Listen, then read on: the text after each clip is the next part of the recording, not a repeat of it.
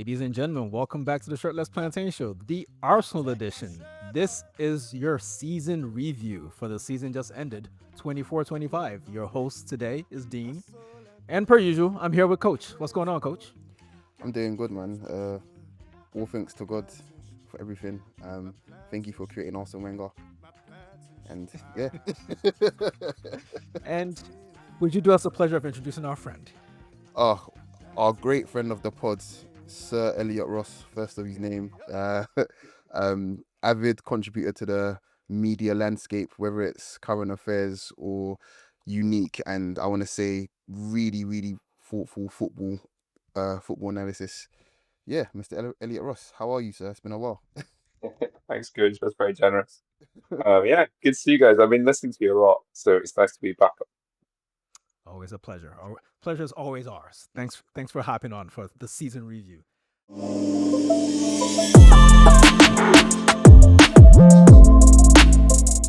Where to start? It was a long season. It felt long. I feel tired, guys. Yeah. Like I was done with this season in like December, to be honest with you, but I committed to a podcast, so I've been here the whole time. I Well, think it was let's go the on. Havertz injury. After the Havertz injury is a bit of a slog, isn't it? Yeah. That was the moment. That was the moment because it happened in Dubai, guys. In Dubai. What the hell? Anywho, let's do a quick recap of the season before we get into the nitty gritty of questions and answers and Elliot and Coach and me shutting the fuck up. In terms of the league, we finished second for the third time in a row. The only other team to have done that was Arsene Wenger's Arsenal from 98 to 2001. And that in the Champions League, we got to the semifinals, our best showing since losing in the final back in 2006, to which I say fuck Paris as a club and a city.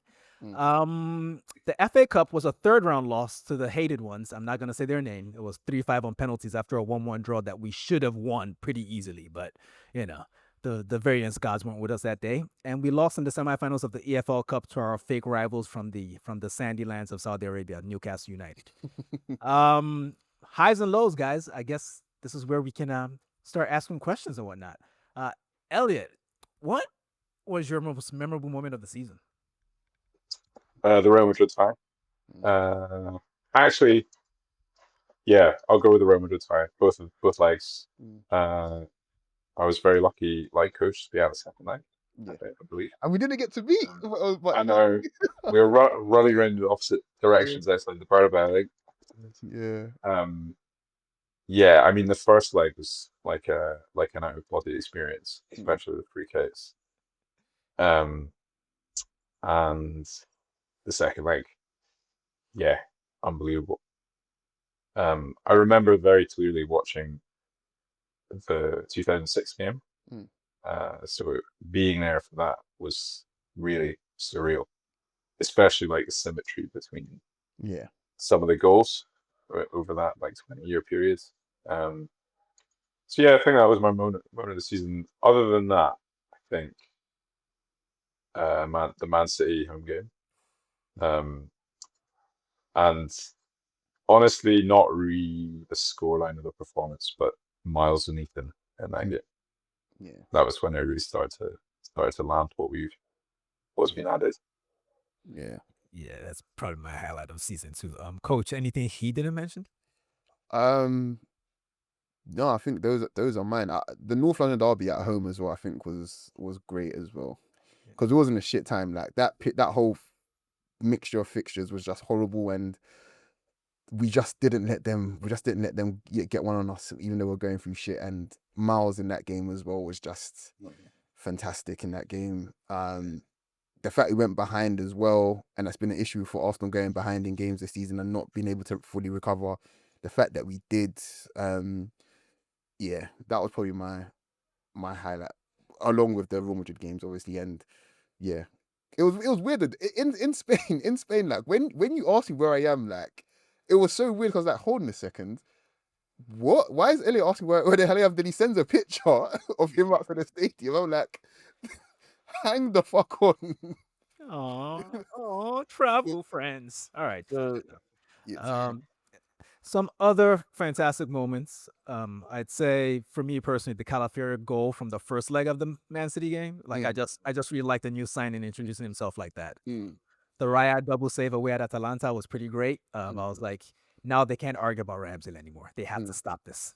The 5-1 win at Sporting was great. The 7-1 win at PSV was fantastic. And of course, Madrid. Obviously, Madrid. Some key moments. I feel like we already...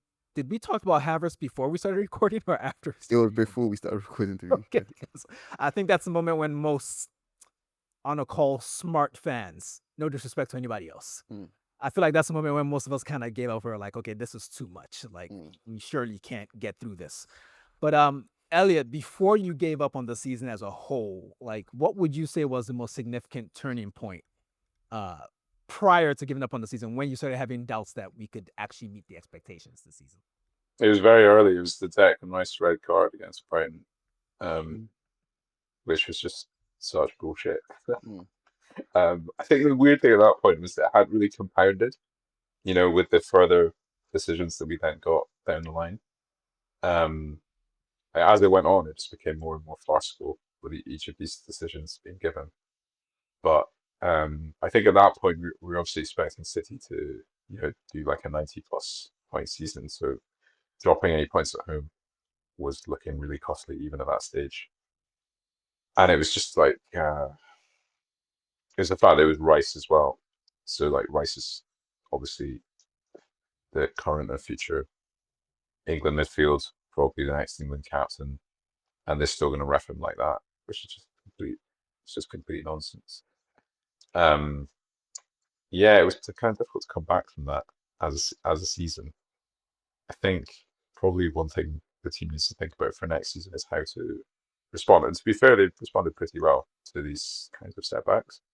But in terms of, I think most Arsenal fans would say that was one of the moments where you start to feel like it wasn't going to be our year in the league, regardless of quality.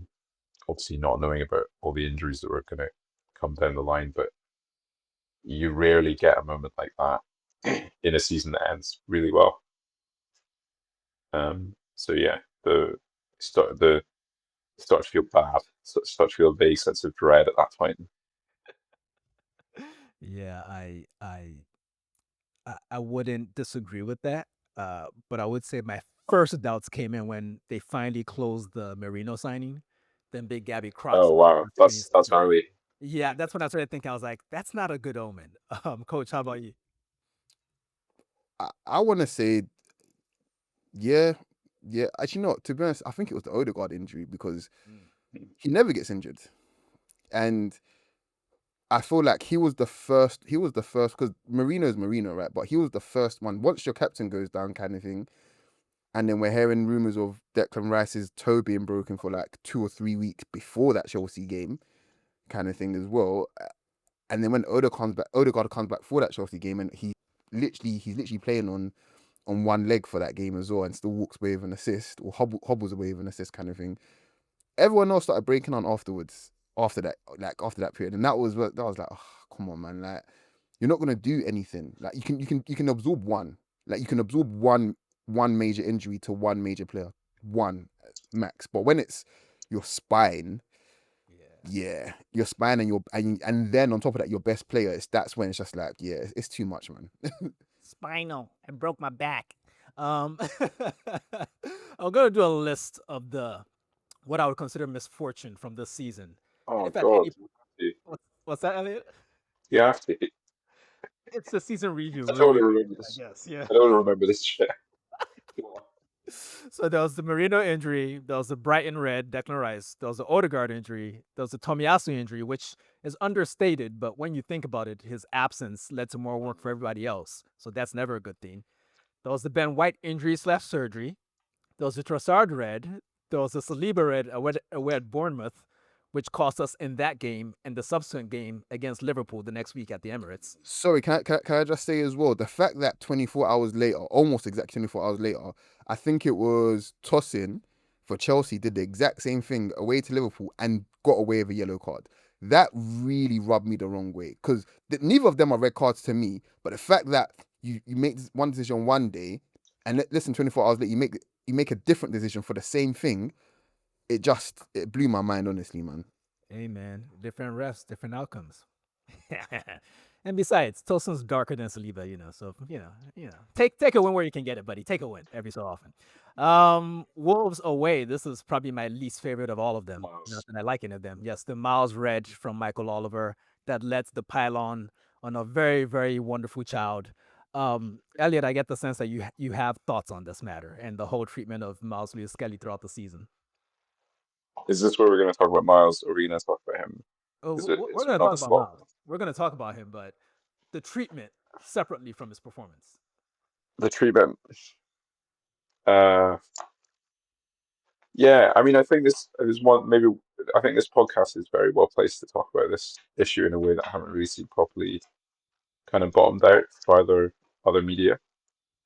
I think there's been some, like you guys probably covered it already really well, but in the kind of broader mediascape, there's a bit of insinuation that, like, maybe race is an issue here. Maybe that's part of what's going on. I want to read you something. Maybe. I want to read you something Ian Wright wrote in Black Arsenal. The book that came out early this season. It's really good, and I think sitting down to put this together, he was probably, he was telling the whole story of like how he came to Arsenal, David Rocastle, what Arsenal meant to him, the kind of intricacies of like South London, other parts of the country, how that all links to like Thierry Henry. It's a complex picture that he paints here. But one of the most compelling bits that I found in his reflection was, he said, I would get booed with every touch and people wanting to have you booked, and referees calling you over every minute. For certain referees, a black man like me is kryptonite to them because they can't deal with someone like me because I'm not afraid of them. And that was like the strongest explanation I've seen of what has happened and will keep happening most likely next season to Myles Lewis-Skelly, because there's clearly something about him specifically that these white English refs cannot deal with. It affects them in a visceral way, and they lose their reason. They lose their training. They have to resort to an exercise of authority in the most drastic way, at great personal and professional, not personal, but professional risk to them. It's humiliating for them. They make the wrong decision. Everybody can see it. It's a complete mystery. Nobody's seen decisions like this against any other player like what Michael Oliver. It's not, again, is it coincidence? Michael Oliver, he's our top ref. Everybody says he's the top ref.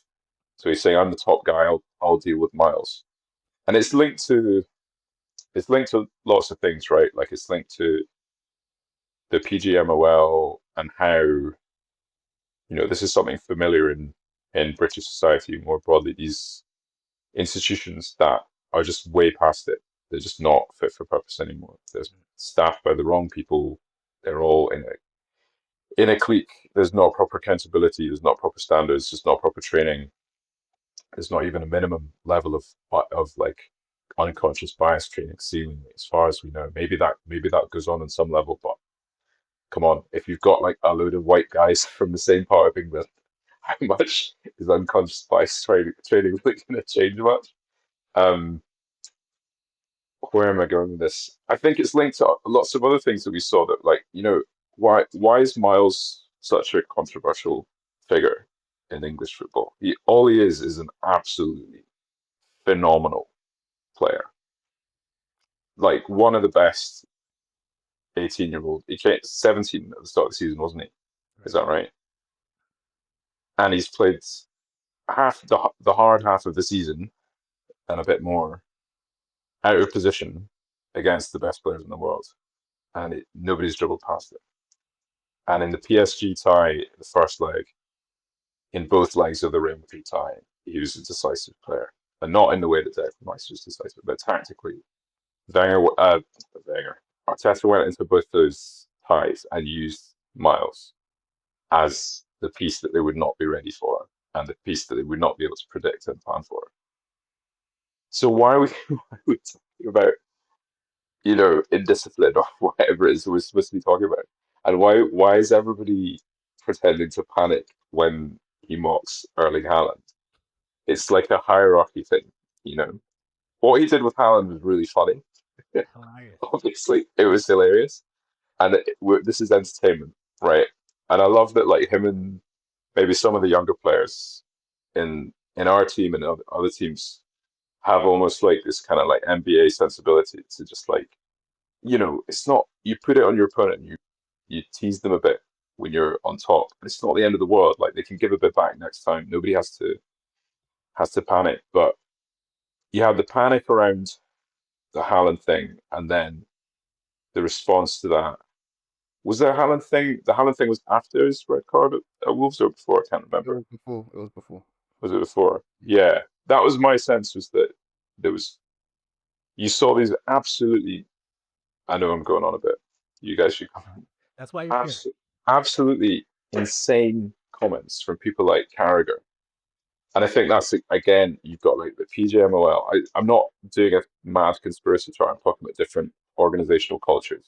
You got the PGMOL who struggle, to put it mildly, with a young black kid who's brilliant and who just doesn't care about the existing hierarchies. He comes in and he says very eloquently in every interview, "I'm here." Sorry. It was after the red cards are. After. The red card was before the 5-1. Sorry. That's interesting. Okay. Yeah. Well, I don't. I still see it all very like connected. To be honest, in terms of how people respond to him, Carragher said he needs to be taken down a peg or two, didn't he? Carragher said it was that he speculated that Arteta had put him to. He had to get changed with the junior team because he didn't want him to feel like he had the status. These It was people, goals. Yeah. It was was it goals. Scholes? And I think Carragher said something similar. yeah. These people, particularly ex-United players, obviously Carragher's ex-Liverpool, but they set themselves up as like judge and jury over like who gets to speak and who has status in the English game. And people like Miles just don't care, and a lot of fans don't care about what these people say, and that really bothers them.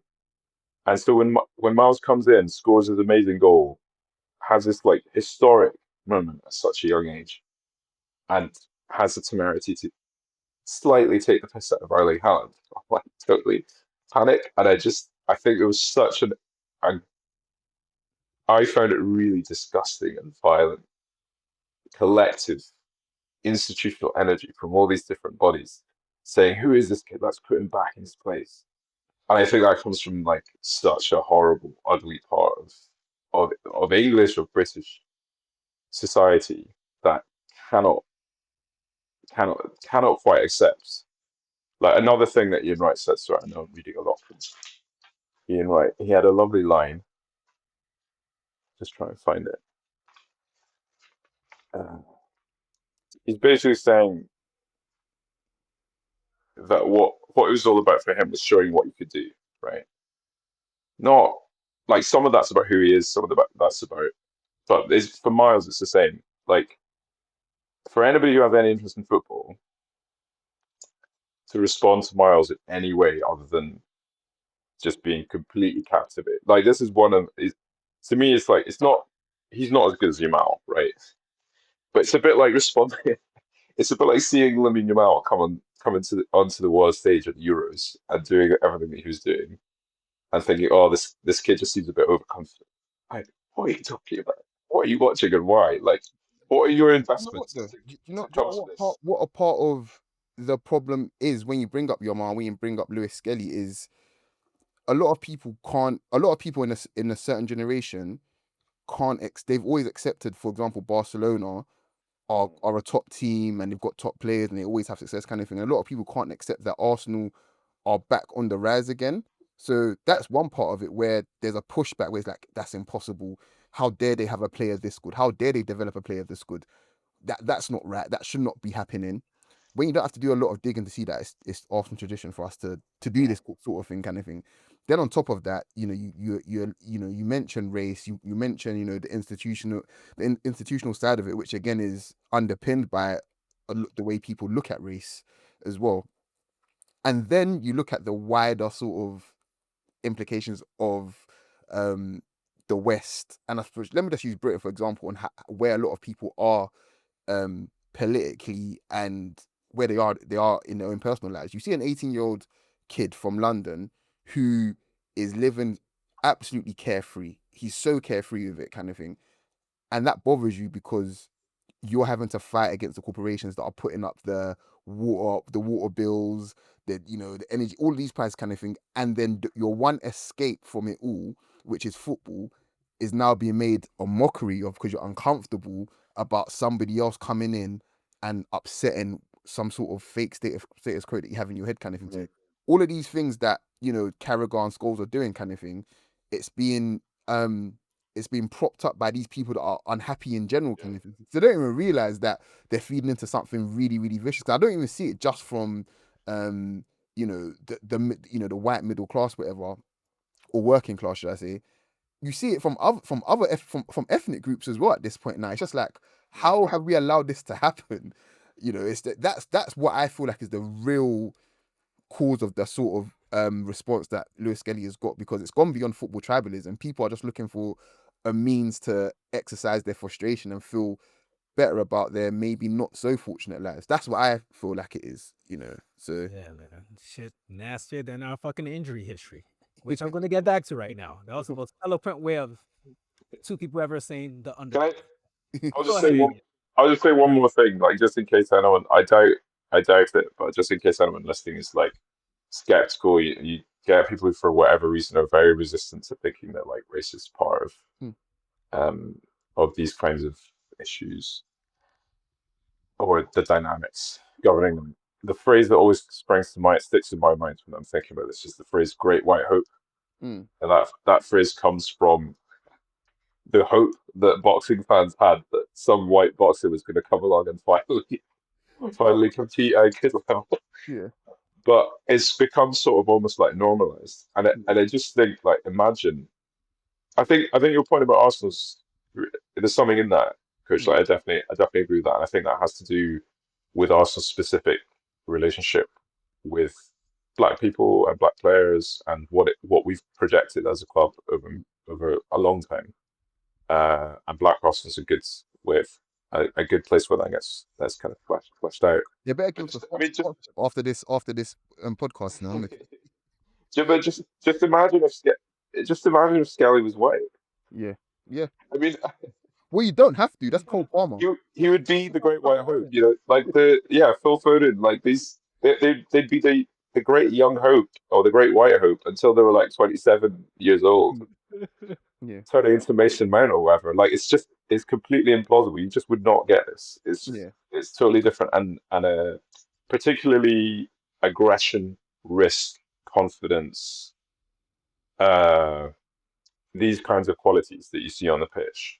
Those are, for certain people experiencing and unfortunately refereeing the game, they experience them really, really, really differently based on the skin color, I think. And that's, to be honest, like, in terms of my moment in the season, getting back to your question, Dean, it was a run that Lewis-Skelly went on in the Bernabeu. I think you probably remember in the second half, picked the ball up in the left back position, dribbled past 4 or 5 of the greatest players in the world, and ended up creating a chance. I don't think we scored from it, but it was kind of in the build up to one of the goals. And yeah, it's that, like, fearlessness, aggression. I'm gonna body you. I don't care who you are. And you're totally, like, what you say, Coach, is totally right. Like, it really, I think it's interesting actually how much it bothers people on a visceral level that this kid is supposed to be miserable. Like, think about all the things that, when was he born? Early, like mid 2000s or late 2000s. 2008 or something. The only thing that him and his community have known in the UK is cuts and austerity and closing down of public spaces, of defunding youth clubs, shutting down sports clubs, bigger class sizes. Like, it's ultimately a culture of neglect, a culture of austerity. And to see someone like Lewis-Skelly I find it very moving every time I watch him, particularly when he's on form, but this season's pretty much always on form. But just the kind of spirit and that fearlessness that he brings to the game, I think. It actually I enjoyed it so much that it is actually very difficult to say that I didn't enjoy the season, even though the season was hard at times. Like, I haven't enjoyed one player emerging that much since Saka. Fabregas. Fabregas. Oh wow. Okay. We'll take it. Oh yeah. The underbelly. It really brings out the poetry. I love it. Back to the shitty moments of the season real quick. We're going to rush through the rest of these. Saka got hurt. Jesus got hurt. That one was a low-key gut punch because he was looking to recover some form. He was looking useful again as Crystal Palace. Havertz, we already talked about him in Dubai. And Martinelli, that was a bit of a short-term one, but it happened. Then you add in the not buying anybody in the January window when it was clear beforehand that we needed somebody. Then was it during the window? I think we suffered injuries during the window and immediately after the window as well. Martinelli, I think, was Martinelli right after or during? Right after as it closed, like Yeah. the day after it closed or something like that. And that was just, it's too much. Then we went to Brighton. There was a penalty given for a clash of heads. That was interesting. Then That was good. I've seen a lot of those since. I keep seeing them never give. I've seen So many penalties for clash of heads. Yeah, never seen that before. But Villa at home, we squandered a 2-goal lead. And that brings us to the next question, Coach. 21 points dropped from winning positions, joint most in league history for Arsenal, but also the best defense in the league. How do you square those two things? We're very hard to beat. if we want to look at it from the deluded, eternal optimistic Arsenal fan side of things, we're very hard to beat. But with that being said, we are also we've struggled this season, I think, to win games basically when things haven't always gone our way. Don't get me wrong, we've won games where things have been shitty for us. It has happened this season, believe it or not. But for the most part, even if refs aside, injuries aside, kind of thing, when things just haven't gone our way, we've struggled. So it kind of tallies for me. It does tally up in a sense that Arsenal defensive structure, to me, especially after Inter's showing, we're undisputedly the best defensive team in the world. I don't think that can even be up for debate. We're never shipping 5 in a final to anyone. Hold on, guys. Hold on. I'm hearing reports that Inter just conceded again. It's now 7-0. He totally got me there. He got me as well, I can't even lie. But yeah, so when Arsenal are able to defend the way they are, even with missing personnel kind of thing, it kind of lets me know that the system itself is really good. The other issue is the other end, the top end quality. The top end quality at the top end of quality is where you win those games that aren't going your way. And that's where I feel as if we're, us, dropping points and winning positions. Yeah, we can get ahead, but can we kill games when that quality will help you do that? Probably not, to be honest. Unless you're Real Madrid. But yeah, I do want to say though, my lowest point was the Fulham game. Like the Saka quote unquote winner, that was for me. That was when that I don't think I've been lower under Arteta's reign than that particular moment. Then It was offside. It was offside. Yeah. From the That Elliot Ross. that fucked me up. Yeah. Seriously, I had to text my missus and say, do you know what? I'm not all right, so I'm just gonna need a bit of time. And I'm dead serious. I'm gonna need a bit of time basically because I was fucked up. Seriously. That's a good thing, Coach, because if I was capable of that, I'd have kids right now. I think, Dean, can I just have a go at Go ahead, please. the question about losing leads? I just think, as much as like there needs to be signings next season that I'm sure we'll get onto. This season, it felt like I think a lot of this was to do with missing personnel as well. But I do think generally Arteta is just he's always felt like he's just slightly more conservative. Not a lot, but slightly more conservative than I would like. And I think like what Coach is saying there about the defense. So like if you've got an absolutely amazing defense, and even if you think about the players involved, like if you've got Rice, Gabriel, Saliba, and at least one other absolute monster fullback behind you, trust it, and then let the others off the leash a little bit. Like I just think the risk needs to be a little bit higher going forward rather than always trying to keep the ball. And just at one goal up, we need to go for the throat.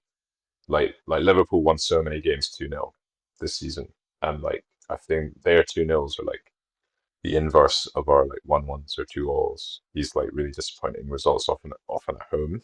Um, you know, yeah, I think that's basically my main frustration from the season in terms of I thought Arteta did an amazing job tactically, but particularly in the league, I think they left quite a lot of points on the table by not just assuming like we're much better than these, and if we lose the ball, we've got the best defenders in the world behind us. Like let's really go and get this game won. And I think that again that has like a knock-on effect on fitness and injuries, because if you get a good margin, particularly early in the game, if the game's dead, the other team loses interest, and you don't even need to bother with the rest of the game. You just pass it around. Right. That that saves you a huge amount of physical strain as well. Like it's always on a knife edge, and I think strategically thinking, okay, we're goal up and our defense is amazing, so we'll sit back. That's a big mistake, I think, over the course of 38 games. Yeah, well said. To be fair, the biggest defeat all season, which happened several times, was only ever by 2 goals. If Arsenal had a bad day, they lost 2-0. But typically they were usually drawing 1-1, which was annoying as shit. All right, let's get on to the player and manager review for the season. We're going to do some standouts, assess the manager in a little more detail, and discuss some player performance as well. Elliot, who's your player of the season? Or maybe a top 3, because I know it's a difficult year. Top 3. Can you go to coach and let me think about this one? All right, coach. Top 3 players of the season. I'm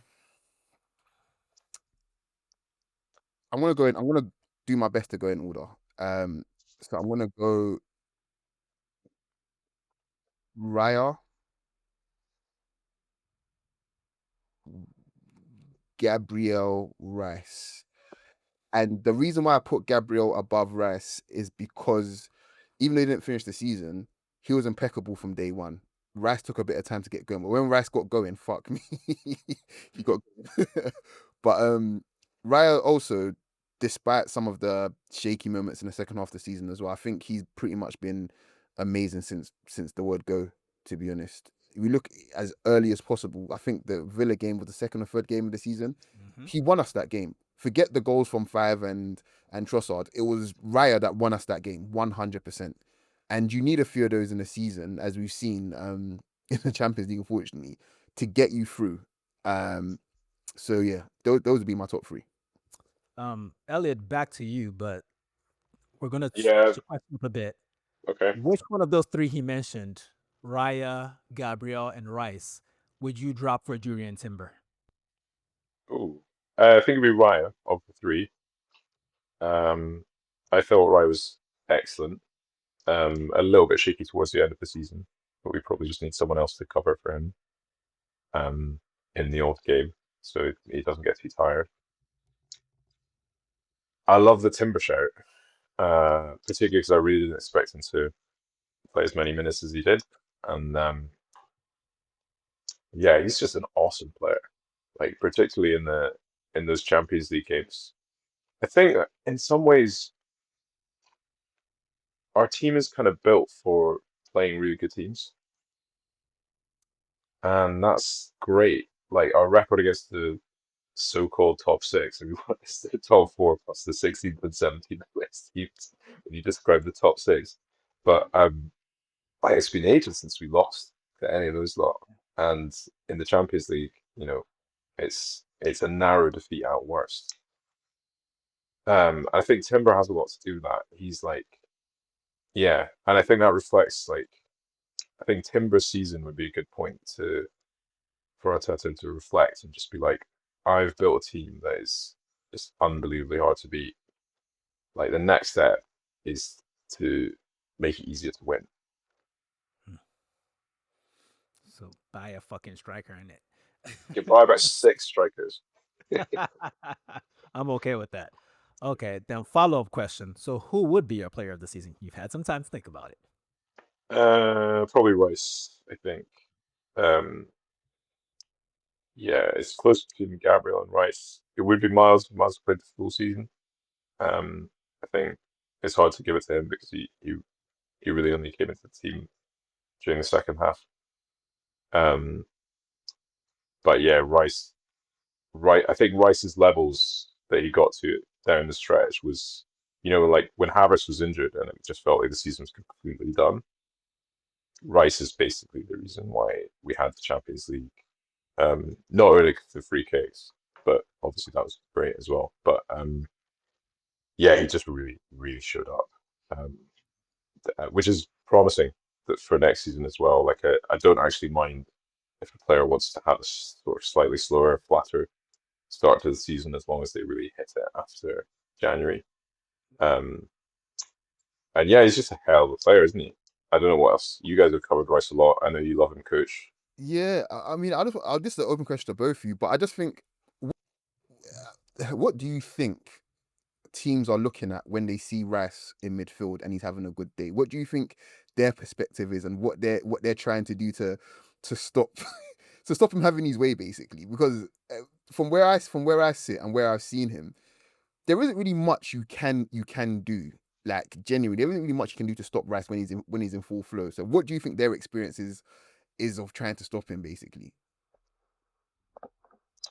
I guess you can try and put it over him, or you could try and pass around him. Hmm. Like PSG, it's like short passing, getting moving, Hmm. but try and control that movement. But he eats up the ground. He just Yeah. eats up the ground. He eats up the ground so well, that boy.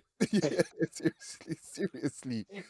I think personally, what it is it's going to sound a little bit cliche considering some of the bad rep he gets, but teams will probably be like, okay, let's funnel the ball to him. But if you funnel the ball to Declan Rice, all that's going to happen is he'll just carry it then.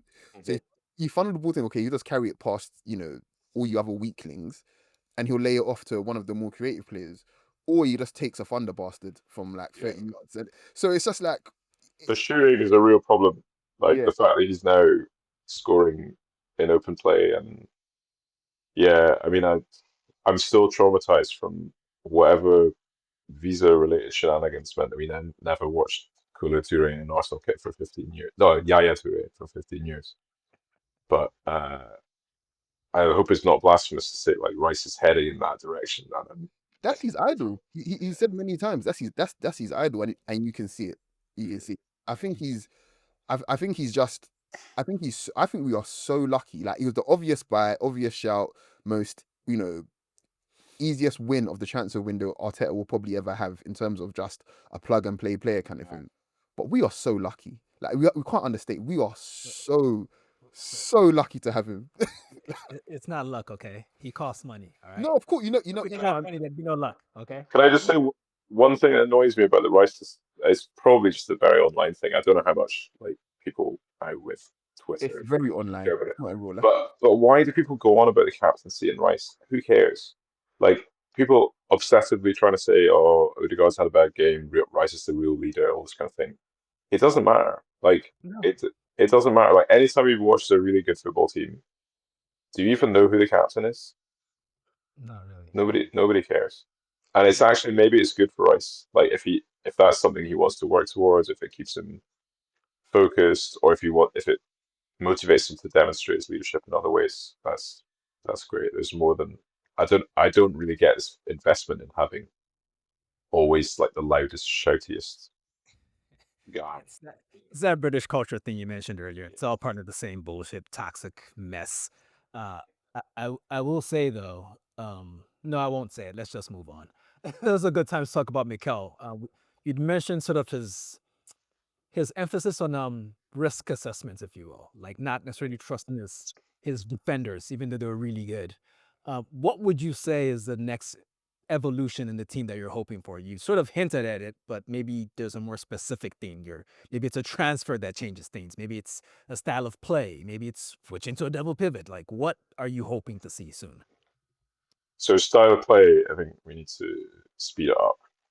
Basically, not all the time, but I think a lot of the time it feels like we're attacking so as not to lose the ball and to keep it in advanced areas where they can't hurt us and we can keep our shape. That's fine. Sometimes just go somewhere else. And I think speed, like I think I haven't seen the player enough, but I've heard that one thing that Zubimendi may do for us is provide much quicker balls out from the back of midfield. Um, and I think if he's able to do that, not all the time. I think it's about varying that tempo so that sometimes Saka, Martinelli, whoever is wide or whoever's up front is really chasing the ball, and sometimes the other defense doesn't have time to get set. In terms of personnel, it's just like, do you want to do the transfers bit now in terms of Not Arteta's quite. strategy? Not Like, quite yet. so We'll get there okay, in a minute. We'll get there in yeah, a minute. I'll save that point then, Coach. What were you gonna say? I was just gonna say that it's really funny the way the 22-23 season has been looked upon as the holy grail or the peak of our project among a certain sect of the fan base, and a lot of that came from us basically playing the ball really fast and maybe not to the benefit of our actual own defensive structure. And I think Arteta has dialed it back and maybe gone back a bit too far. Because a lot of that came from five just being the most vertical passer you've ever seen in your life, basically. And sometimes it cut teams open. We looked fast, ferocious kind of thing. And other times it left us a bit stranded with Zinchenko having to defend a 1v1 against Mo But Salah. that's Zinchenko, isn't it?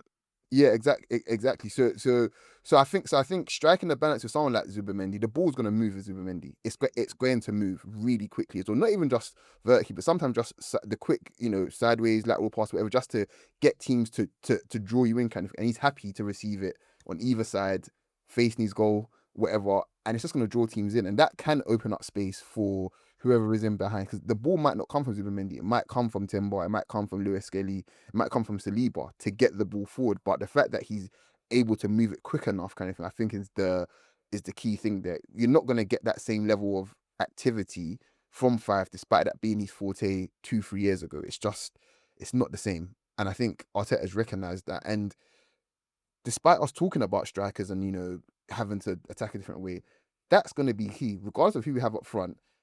Having that base of, being able to move the ball quickly is really where the money's going to be earned for our strikers anyway, because they're going to be facing the goal, waiting to go anyway. It's just how quickly we can get the movement, so. Yeah, Elliot, one more follow-up on Arteta. What was your? I think all of us here are very complimentary about him. I think we're all Arteta fans for the most part.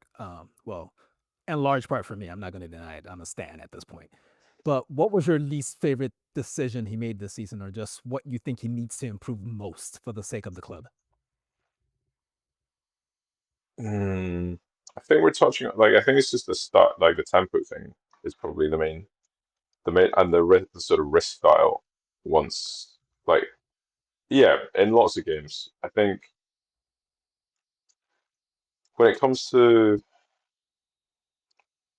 so like, I think he's obviously got an issue with attacking recruitment. He just hasn't done enough of it. He prefers building from the back and squad building from the back as well. Um, I think there's kind of two ways of looking at it. So lots of people are really obsessed with sort of getting the right striker or the best striker in the market, whatever. I actually, obviously, I would love also to have, like, some lights out, brilliant striker that can win games on their own, like a Van Persie or Thierry Henry. I think like a great plus point of like Arteta's football is that the system is clearly like the star, and so in some ways it's just a volume thing. Like, we just need a lot more attackers, and if they went out and you know they've got a big competitive advantage in the market, France is going bust. Spain and Italy are desperate for cash. Uh, I would I would like to see him, certainly in the attacking part of the pitch, get a little bit less obsessed with like specific profiles. It has to be this person. It has to be this player. They do this, and that's gonna be the perfect fit in the team. Because I think what you've seen is actually like I don't really love Trossard, and he's not. You'd never say like Trossard's like the perfect fit for an Arteta team, I don't think. But if we had like a couple of other Trossards in the squad, we would have been in a much better place. Or a couple of other Martinellis. So I don't think it's that far off. And I think like there's a real the strength of our test management and how rigidly the players stick to the system gives you a lot of flexibility in recruitment to do that successfully. It doesn't need to be the perfect signing. If there's enough of them and they're at a certain level, I think that's what we've seen from Arteta is that he can act like the back half of the season. That's what I take is like the stuff that guy managed to do with Marino up front was pretty amazing. Yeah, yeah. I think there's a lesson to be learnt here for us as fans. Also, Arteta's obviously learned a lesson as well, but to probably trust your gut a bit more. I think Arteta is, as much as he's a tactician and he's a mentalist, whatever stuff like that. You can see in the way that the team set up. You can see a manager's sort of personality and the way that they think, in the way that he not only just starts his team, but the way he platforms them as well. I can say hand on heart, in the last 7-8 games of the season, including the Champions League games, I saw way more rotations from Saka, Martinelli, and everyone else than I did, all of the season prior, all of the season before the last 7-8 games, and the season prior as well. There was a lot more emphasis on fluidity of movement, basically. And people can say, "Oh yeah, it's too late now. Now he's learned his lesson, whatever." What do you want someone to do? Do you want them to keep doing the same thing over, or do you want them to learn and improve? You can be frustrated with it, but don't complain about it. Don't be annoyed at the fact that it's finally happening now. All that means is that we've done so well without doing this. Imagine what level we can go to with some new and better players, and with current ones improving even more, improving their relationship. So I'm not particularly mad at the way things have gone in terms of Arteta's development himself and development of the team. If there is something I'm angry about, it's more about the unwillingness, probably from Arteta and the powers that be, to not kind of force his hand a little bit and say, "Look, we're signing a top level attacker, whether you like it or not," kind of thing, and you're going to work with them. So you pick which one that you want, but we're going to sign it, kind of thing. That's why I feel there's probably been a disconnect. He hasn't been challenged enough to be like, we're doing it, and you're going to work with this top level striker, basically, or whoever it is, or top level attacker. You know what's really funny to me? Between you two and all the little typers on the internet with their little opinions about Arteta needing to be challenged, let me tell you something about that 5'8" Spaniard. None of you have the fucking cojones, okay? Say that shit to his face. I dare you. I double. He will whoop your ass, boy. All right, let's go on. I was just going to say, I think part of the reason why, and it's funny because just today alone, we saw Forest being linked to 3 completely unknown Brazilians that are literally, it's a triple deal, basically, that they're apparently going to get for these players. And since Berta has been taken over, the only Brazilian we've been linked to is someone that's been in Europe since he was like 17 years old. So I think that's a positive in that regard. And I think there's clearly a shift in focus into what sort of targets we're being linked to. Guys, I haven't seen a Joel Hato link in months. I haven't seen a link to a defender in months, to be honest. It's only been attackers. No, it was the Dean Howson link, which I quite liked. I'm ignoring that. Sorry. I say on the I think the Saka point and the point about flexibility in advanced positions is a really good one. I think there's a bit of it's not a decision, but I thought it was really interesting the interview that Salah gave when they won the league, and he said Slot had come in, and it's particularly interesting in light of like the whole Mbappe conversation around the Champions League final and how PSG evolved and all that, because obviously they tried to get Mbappe to press and take part in the sort of off the ball system, and he just isn't interested in doing it. I think there's a balance that you can strike, and I think with Saka it's interesting because he's not going to necessarily push for it, I don't think, at this point. But I think basically with Saka, we rely on him loads to progress the ball as well as finish and create. And there's just so much dependency on him to do all that. And that means that he's in different areas of the pitch and he's doing lots of work. And then that's the on-ball stuff. And then there's the defensive side of it as well. I think in terms of like that risk style and bringing more flexibility, like I'd love to see even if it's just for Saka to have greater flexibility where he is playing a bit more inside, moving back outside sometimes, and just a little bit less defensive responsibility just to keep him that bit fresher. I know I've got lots of Arsenal sport friends who see this as sort of cardinal sin that you would ever question the system and this kind of thing. I think right now, as it is, like unless I don't even know unless you sign like Vinny Jr. or something, like Saka's our guy. Like if anybody's gonna have a season like Salah for Liverpool, the equivalent for Arsenal is gonna be Saka, and that could look slightly different. Maybe it's not quite so much like headline output, goals and assists, but there's something about how his role evolves, and like it's not even a criticism of Arteta, but I think that there's lots of brilliant things about Saka, but his versatility is astonishing. And yeah, he's always in that role. And yes, he's very good as the wide right attacker, but I don't think we're quite using how intelligent he is and how versatile he is to move across different roles in the pitch at different phases of the game to surprise defenses, particularly in those bigger games. So I'd like to see something like that, and that will depend obviously on the balance of like who comes in, who's on the left, what Odegaard is or isn't doing. But I'd like to see more flexibility there to free him up, basically. Well said. I imagine that's not an uncommon opinion among Arsenal fans that don't tweet. Let's do some very quick player evaluation. So here's how we're going to do this. It's going to be quick hits. I'm going to mention a name and a score. These scores come from the SPS Arsenal Brain Trust. Everyone that's appeared on the podcast this year gave a ranking for a player out of 10. And I collated everything, and I'm going to give you the numbers, each of you at random. You're just going to respond with whether you think that's too high or too low or just right. That's it. We're just playing the Goldilocks game. All right, here we go. Hi, folks. Sorry to interrupt. It's Dean here. We realized after we finished recording this with Elliot that we were having so much fun that the recording lasted for about the length of an actual football game, so it made sense for us to split it up into two halves. So we hope you've enjoyed this half of the show. You can expect the next half of it in another day or two, so it won't be a long wait. On that second half of the show, we're going to talk about the players, ratings, rankings, assessments. We're going to assess Arteta as well, in addition to what we've already talked about. We're going to talk a little bit about transfers. We know that's why you're really here. Talk about some squad building stuff, some off-field stuff, some bird's eye versus a do type stuff, and a final assessment and overall score for the season, along with some off-field chatter as well. So we hope you've enjoyed this half of the show, and we look forward to you joining us on the second half of the show, and we guarantee that it'll be as much fun as this first half was. Thanks for rocking with us. Talk to you soon.